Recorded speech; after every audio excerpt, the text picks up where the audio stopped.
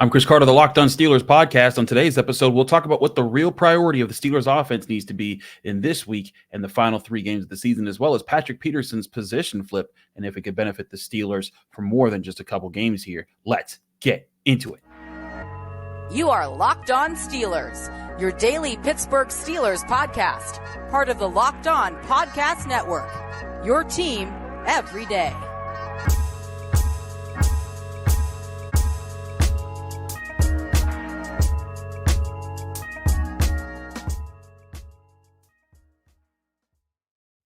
Hello and welcome to the Locked On Steelers podcast. I'm your host, Chris Carter, bringing you your daily dose of all things on the Pittsburgh Steelers. As always, you can find the show on your favorite podcasting apps and on YouTube. Like this video if you enjoy it. Subscribe to this YouTube channel to get all of your daily Monday through Friday episodes, as well as our bonus content. We thank you for making us your first listen every day because we're your team every day. And today's episode is brought to you by Game Time. Download the Game Time app, create an account, and use code LOCKEDONNFL for $20 off your first purchase. Last minute tickets, lowest price guaranteed. All right, Steelers fans, we talked about a few of the things that I'm going to mention in this show on our grades segment, especially as it pertains to the offensive line. But I want to talk about an overarching theme that needs to be a focal point for the Steelers in not just this upcoming game against the Bengals, which is a must win if they want to have any hope at the playoffs, but for the games after to set themselves up for either the playoffs if they make it or setting them up for next year. And that's about focusing your priorities in your offense on the right things and on your real players that you plan on building with moving forward. This is bigger than just trying to win right now anymore. This is bigger than trying to get things to click this year. That time has passed as far as trying to see if you guys could build any consistency. We can go back to all the different episodes where I was like, okay, this is the week. You had a decent week last week. Can you build on it? Can you build some consistency? That never happened. So right now, your primary goal, if you're the Steelers, if you want to try to spark any success to get anything going in the last few games, you need to lean on the players that you think or you can count on to be a big part of your team next year and moving on. Lean on the players that you think are going to be central to this offense when it does get everything clicking, when you do get the right offensive coordinator, when you make a couple more good investments to make sure the offensive line is right, or when you think you get the quarterback that you want, if you don't think Kenny Pickett is it, whatever it needs to be, whatever that is, you want to lean on those guys right now. And what I mean by that is if you're a Steelers team, and this is, I want to preface this by saying, I am not saying that any of these guys are lost causes, but I'm saying that if you're the Steelers, if you're Mike Tomlin, if you're putting together a game plan for the Steelers right now, and you feel like George Pickens is just out on the team, and if you feel like he's not focusing enough and you're never going to be able to fix him, then you need to figure out who you're going to be able to focus on in these games. That means maybe targeting Pat Freiermuth more in the game. Maybe if you think Diontae Johnson's that guy, get the ball to him. But find ways to get the ball to Jaylen Warren and Najee Harris more if you think they're the guys. But whoever those guys are, make them the priority in these upcoming games. And I say that because when I talk to George Pickens, there's still a lot of talent in that guy. And I don't think that the Steelers should necessarily give up on him, but they have to determine, as Alan and I talked about in yesterday's episode, if George Pickens is giving up on himself as far as, being able to be part of the team and taking accountability for when he makes mistakes. And we talked to him yesterday in the locker room on Tuesday, and we asked him about the block with Jaylen Warren. He said he was trying to protect himself because he saw how Tank Dell got rolled up on, and that's how he got injured and out for the season. And then we asked him about the conversation that he supposedly had with Mike Tomlin. He said there was no conversation, and then we were clarified later that there was a conversation, and he just misunderstood what we were asking him. And it just seems like George Pickens is having a real rough time adjusting to all the struggles in the offense. And that's not something that you want to see better responses from him in those moments. And granted, he's very young, and we knew that there were some mental, maturity questions of him coming into the draft when the Steelers picked him, and that's why he was a second round pick instead of a first on top of his leg injury. But I think that with a guy like Pickens, you need to see out of him if he's going to respond well, if he's going to fight through the tough moments, through the bad days. That's the stuff that builds you moving forward to see that you can find the guys that will be there when everything is going right. And that's what the Steelers need to find right now. The Steelers are 7-7. They are by no means dead. They're playing like they're dead. If they continue to play like they have been the last 3 games, they will be dead very soon. But they're not in a position right now where they're completely out of the playoffs. There's no hope, and there's nothing to play for right now. There's still something very much alive in front of them, and that's where Mike Tomlin needs to push to see who responds the best in these moments. Because I think back to how the Steelers, they weren't in the position where nothing mattered, but when you saw in the 2012 and 2013 seasons, you saw guys like David DeCastro stepping up, guys like Marcus Gilbert stepping up, guys who started to figure things out. That's where we started to learn who Antonio Brown was in those times, and it was those guys that stepped into the key roles that made the middle 2010s offense become such a boom for the Steelers in those years. I think back to even further back with Bill Cowher. You look at like the late 90s and the early 2000s. That's where Hines Ward made his name, if you think about it. And for Hines Ward, it was all about he was fighting through having a Cordell Stewart who wasn't always at his best, Tommy Maddox who was struggling, but no matter what happened, you knew Hines Ward was going to bring it. You knew he was going to set a tone for the rest of the guys in the offensive room. That's what you need to find right now in this offense. Who's going to set that tone? Who's going to rise to the occasion? They don't have to win every game. They don't have to lead, have the game-winning catch. They don't have to have, 200 yards on the ground or 300 yards in the air, whatever. They need to hold each other accountable. They need to step up and execute in the moment and set the tone for other guys to meet them.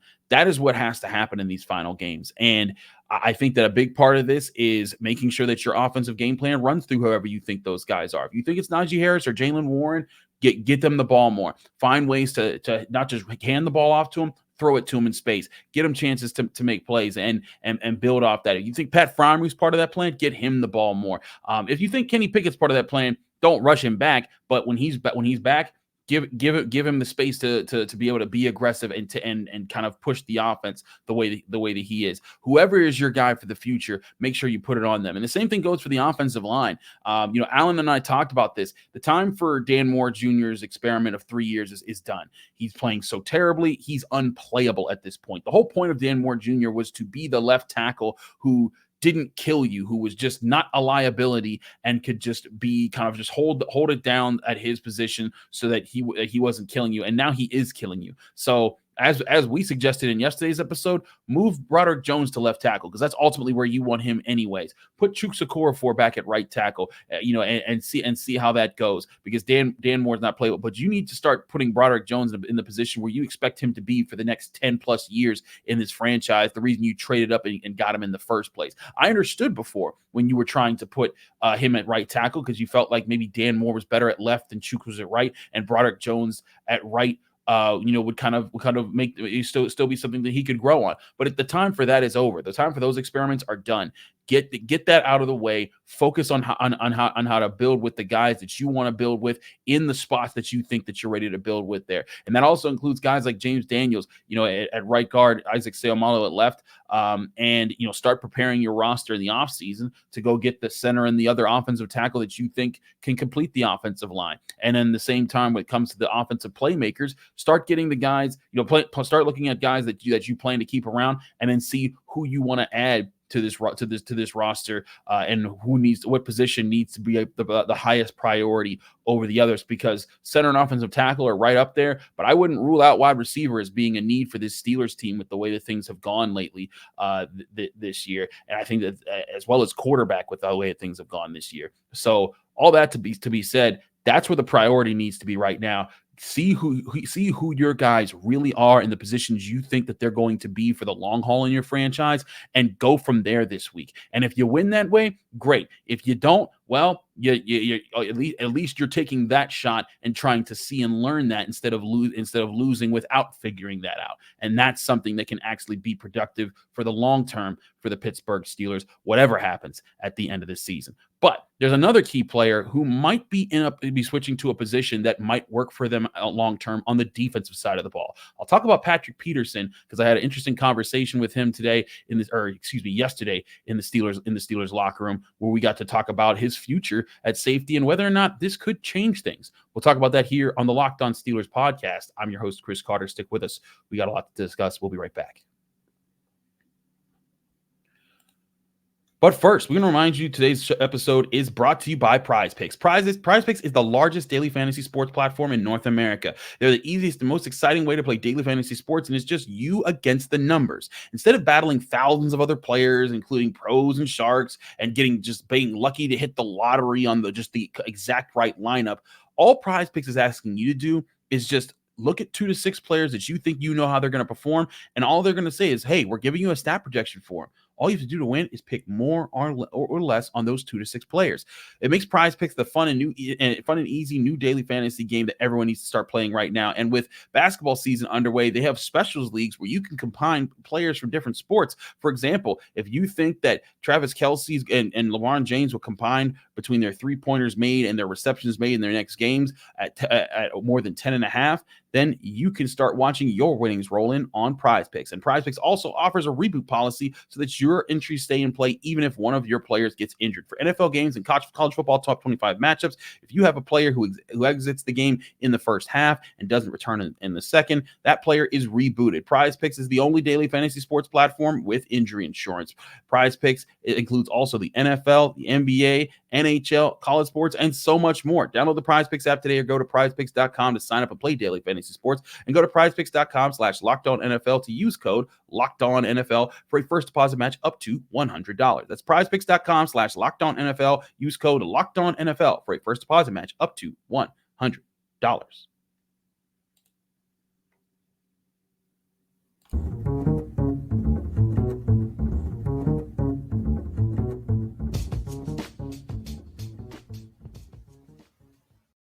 We're back here in the Locked On Steelers podcast. I'm your host, Chris Carter. We switch topics real quick to go to the defensive side of the ball because the Steelers are destroyed at safety right now. Diontae Johnson out for the year until we see about his suspension appeal. Does it get lessened? We don't know. I doubt that even if it does get lessened, I bet he's at least out this game.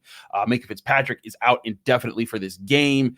Or he's definitely out for this game. We don't know how he'll bounce back. Next week, Keanu Neal is on injured reserve. Mike Tomlin said that there's no update there. So you're now down your top 3 safeties. We don't know how Trenton Thompson will be this week. And Elijah Riley, who was even the team's 5th safety, is trying to come back on injured reserve. So you're down to basically Miles Killebrew and the guy who filled in at safety with Miles Killebrew, Patrick Peterson. And even before Miles Killebrew came out there, it was Thompson and Peterson playing safety and Levi Wallace along with Joey Porter Jr. at cornerback. And that was an interesting switch to see for the Steelers, because if you remember way back when the Steelers signed Patrick Peterson, we pondered on this very show, would that be the move? Would that be the thing that Patrick Peterson could eventually just switch to? And then his speed, all the things that people will say, like, well, he doesn't have it anymore, all that goes away. Guys like Charles Woodson did that for the Packers. Guys like Rod Woodson did that for the Ravens after his time with the Steelers. And it's something that I think that is a natural thing that can happen if you are just a great defensive back that knows the game and wants to keep playing there. It was something that people suggested that Joe Hayden should try to do for the Pittsburgh Steelers at the end of his career. And it seems like Patrick Peterson's getting that chance. And I have to say, just looking at the tape, he didn't do anything extraordinary. Like he didn't have an interception or anything like that, but he looked like a natural fit, and he looked like he was at least able to limit, the places. The Colts never went after him at safety, and I thought that was actually kind of a good sign there. And for Patrick Peterson, you're coming into this year, you're thinking, okay, I'm going to bring along the rook. Well, Joey Porter Jr. is a starter now, and next year they're going to get back Corey Trice. I imagine that they're going to see how he looks in camp. I also can imagine that they would probably draft another cornerback or sign another cornerback in the offseason to replace Levi Wallace, and probably a person who's younger, faster, and can fit the profile of what they want in a cornerback for next year. So if you're Patrick Peterson, you could be part of that, or you could move to the position that this team absolutely does need for the future, because you could keep around Keanu Neal. Minkah Fitzpatrick's going to be the guy, but I don't know what their plan is necessarily with Diontae Johnson. And if Patrick Peterson can transition to a role where he's helping at safety, that could make him very valuable to the Steelers. And next year, his cap hit is $9.7 million. That's a lot of money to be paying for a guy if he's not contributing a whole lot. Though I will say this, he has gotten better at the cornerback position as the year went on. I think the first 3 or 4 games, there were some major questions there. But once he fit in with the defense, Patrick Peterson has been a valuable resource for the Steelers. You can go look up his tape. You can go look up his analytics. I think that that all translates. But the question would he be $9.7 million worth of a cornerback next year in 2024, another year old for him? And maybe the answer is maybe he's not just a cornerback. Maybe he's your next safety that you pair with Minkah Fitzpatrick. Maybe he's the guy that you kind of move around in the box a little bit more and have him take up different responsibilities because he has that veteran savvy.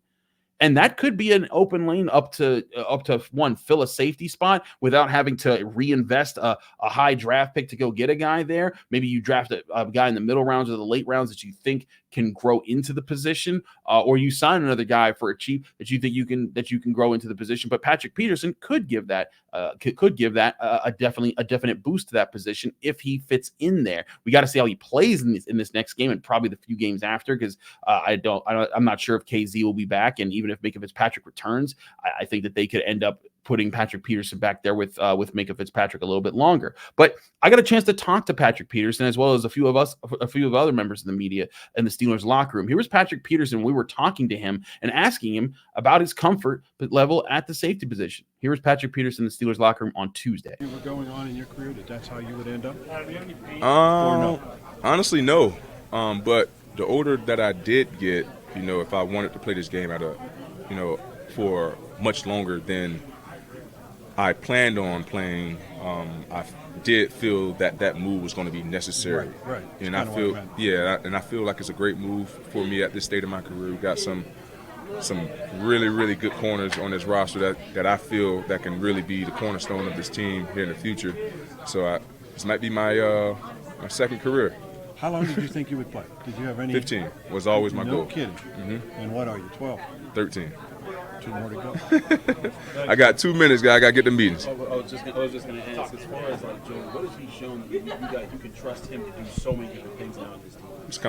His confidence, and his willingness to want to take on that challenge. You don't find a lot of young guys like that coming into the league with that mentality. I tell them all the time, remind me of myself a lot, because I had some of the same responsibilities that he have right now as a rookie. So it's just the sky's just the limit for him. He's only going to continue to get better. His confidence is going to continue to grow, and I just want him to continue to lean on me to help him, find his way through this journey.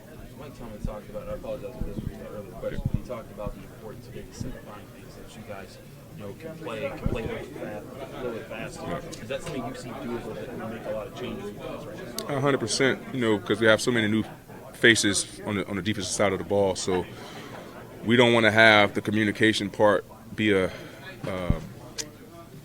hindering us in a sense to slowing us down. So we just want to make calls, guys line up, play the call, play fast, and let's see what happens. How much longer? Did you say 15 years? Do you think you can beat that now if you make the full transition to safety? Yeah, I think I can. So I think it's really interesting, Patrick Peterson, he's always kind of said that too. If you've asked him for years, he wanted to play 15 years in the NFL. It's always been like a goal of his if you looked at his career. Transition to safety is one thing that can lengthen your career as a cornerback, especially when you're a guy who's like probably a Hall of Fame cornerback like Patrick Peterson, when you look at his overall numbers and how long he's played in the game and how good he's been in the game. So I imagine Peterson, if he feels like things are trending in the right way for him health-wise, and right now he seems pretty healthy, I think that could be something that works in his favor and works in the Steelers' favor if he's able to transition there. Because then if he's solid there, and again, he's not going to be a game-breaker safety for the Steelers. That's Minkah Fitzpatrick. But imagine if Patrick Peterson was the guy that freed up Minkah Fitzpatrick to go back to being the center fielder that made him the star that he became for the Steelers. Minkah Fitzpatrick yet to record an interception this year, and that's hurting the team. And part of that was, and I criticized this early on in the season, why is he not being allowed to just play back in his traditional free safety role, and thinking like, hey, like you're not helping the team when you're putting Minkah Fitzpatrick in those spots. But then when we started to see all the problems over the middle part of the field, especially when the injuries started to pile up at linebacker, I was like, okay, I kind of get it because he's moving all over the place and he's helping mask up other problems in the defense right now. So I kind of got that. But imagine if the Steelers got back to having a position where you didn't have to have him do that. And if Patrick Peterson can be part of it, because it's not just his play, it's his ability to communicate. And one of the questions I asked there was two of the questions I asked there. One, does he think that he can help as far as speeding, helping other players on the field play faster? And he talked about that being, part of his goal. But I also asked him, what gives you the confidence, or what have you seen out of Joey Porter Jr. suggest that he's ready to kind of run the cornerbacks and be the lead guy there? And he said it's confidence and it's swagger. And that was part of what they brought Patrick Peterson in for, was to try to help Joey Porter grow. And I think he has grown. And sure, he has a lot more growing to do. He takes penalties when he shouldn't sometimes. And we also gave him a 2 skull grade for the last game. But I think by and large, I think most Steelers fans can recognize Joey Porter Jr. has been a good draft pick in his first year, and he's been a solid investment by the team, and he's coming along. If Patrick Peterson can help the safety position, and while still being a resource for a guy like Joey Porter to talk to, and a guy like Minkah Fitzpatrick to communicate with, and who knows, maybe even a rookie safety that they draft to be the next long-term safety that pairs with Minkah Fitzpatrick. If he can do all those things, it makes a lot of sense to move him to safety, and it could end up being something that works out for the Steelers in the long run. But we have to see how he plays in these last 3 games before we get ahead of ourselves and declare him the next Steelers safety for the next 2-3 years, or however much longer he thinks he can play in the NFL. We'll talk about a few more things here, and especially what's going on at quarterback. Mason Rudolph spoke to reporters on Tuesday, so we'll get to talk about where we see where things are with him, and if Kenny Pickett can come back, and should he come back, even if he can. All that and more here on the Locked On Steelers podcast. Chris Carter, stick with us. But first, I want to remind you that this show is also brought to you by Game Time. Game Time is the app you can download right to your phone to buy tickets to your favorite events without it being a stressful process. Trust me, there's plenty of times where, especially when I haven't bought tickets out for something way out in advance, that I've looked around and saying, how am I going to get the best deal on tickets at the last minute? Sometimes you're driving up to the venue and you see people selling tickets on the street, scalpers. You think, oh, I can get a great deal there. Or you go up to the ticket booth and you're thinking, man, I'm not so sure this is the best price I can get here. It's just what they're selling me at the window. Well, that's where Game Time comes in, because Game Time will help you beat the windows and the scalpers. Because what Game Time does is it gets you the best prices, and it lets you see all the prices that you can compare it with all at the same time. And you're not getting cheated out of those details, because unlike with scalpers, you can actually see in the app that you download right to your phone. With Game Time, you can see where the view from your seats. You can see what you're actually going to be able to see, so you're not getting scammed, and you're also not overpaying. And they're so confident that their prices are the best prices around. They give you a best price guarantee. If you go on Game Time, buy tickets for an event, and then you see that tickets were in the same section in a row were for less somewhere else on a different place, you can use that. Go to Game Time and say, hey, I need 110% of credit of the difference of those prices, and Game Time will give it to you, because they're that confident that you're going to get the best price every time you use Game Time. Download the Game Time app, create an account, and use code LOCKEDONNFL for $20 off your first purchase, or go to their website, gametime.co. Terms and conditions apply. Create an account, redeem code LOCKEDONNFL for $20 off. Download Game Time today. Last minute tickets, lowest price guaranteed.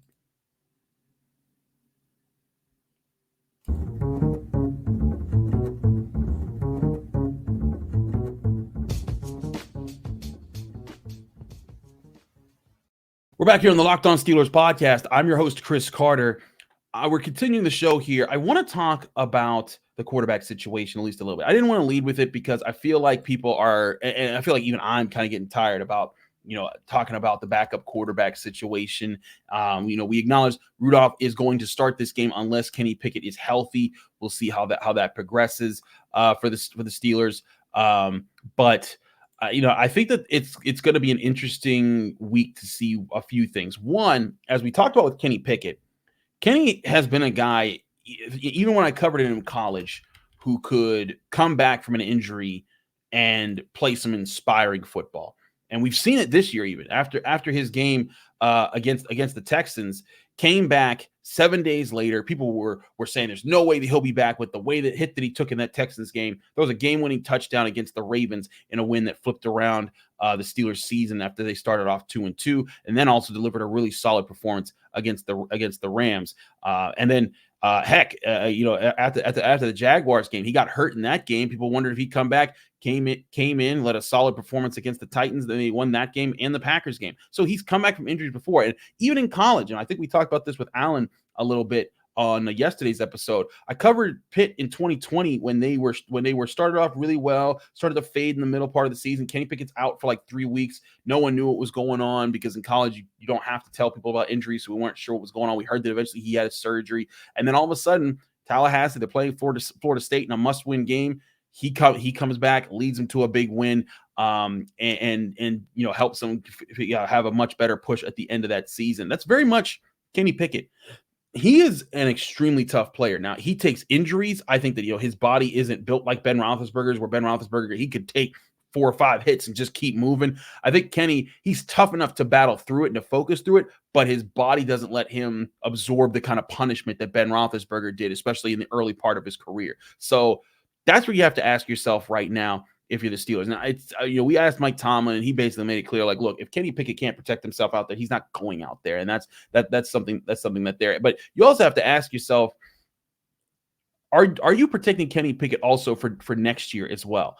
Because you're not just protecting him from himself. You also want to make sure that Kenny Pickett is healthy next season, instead of, if he suffers a major injury that gives him a full setback and he can't work out during part of the offseason, and that slows his progress down. And then next year, you're having all these questions going into training camp. Can he practice? That's something that has to factor into this decision, in my opinion. But I also think the Steelers Mike Tomlin's made it clear, the Steelers doctors determine that. They're not pushing Kenny to come back early. They're just seeing how he plays. And he did practice in a limited fashion on Tuesday, as per the Steelers injury report. So that's there. But Mason Rudolph, also a guy, not that they're planning to make him the future or anything.